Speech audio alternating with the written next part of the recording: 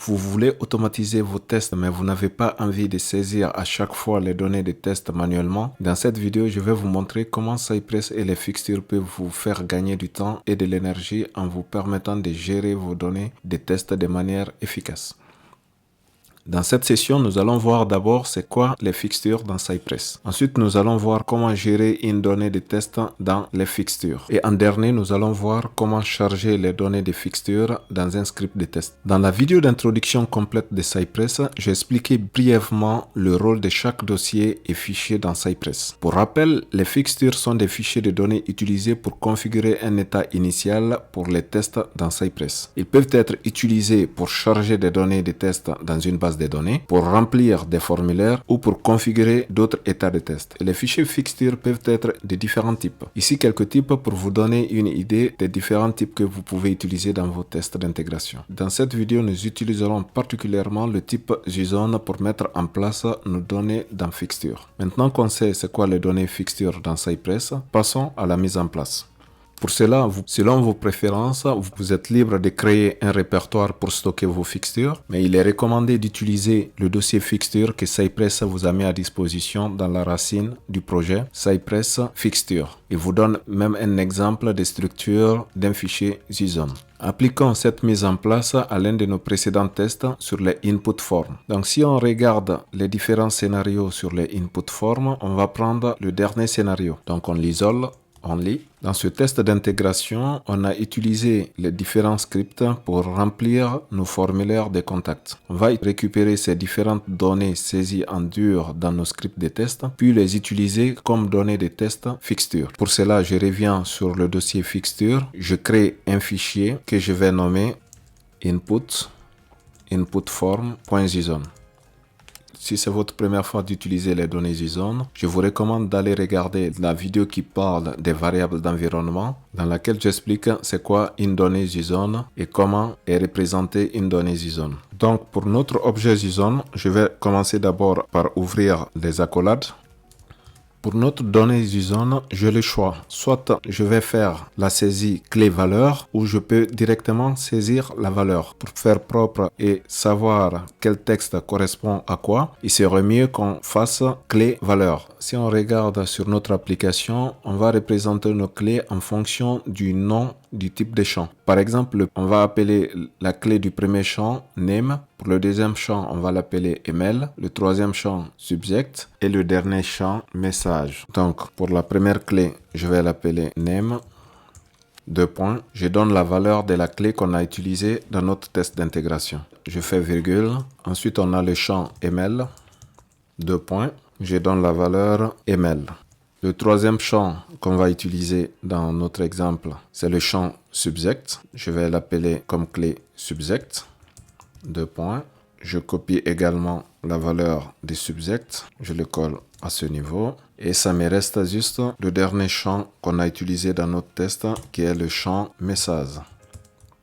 Je reprends le message qu'on a utilisé à ce niveau. Je le colle comme valeur de la clé message. À présent, on a créé nos différentes données dans notre fichier JSON qu'on vient de créer dans le dossier fixture. Une fois la mise en place terminée dans le fichier JSON, retournons dans la spécification input form pour faire le chargement de ces données. On a dans cette spécification une fonction appelée before each. Dans cette fonction before each, je vais récupérer les données que j'ai déclarées dans inputform.json. Pour cela, il faut utiliser juste dans Cypress la fonction qui s'appelle fixture. Donc, je fais cy.fixture, fixture sans S, à ne pas confondre avec le dossier fixture avec S. J'ouvre les parenthèses, entre côtes, j'appelle le nom que j'ai spécifié dans le dossier fixture, qui est input form.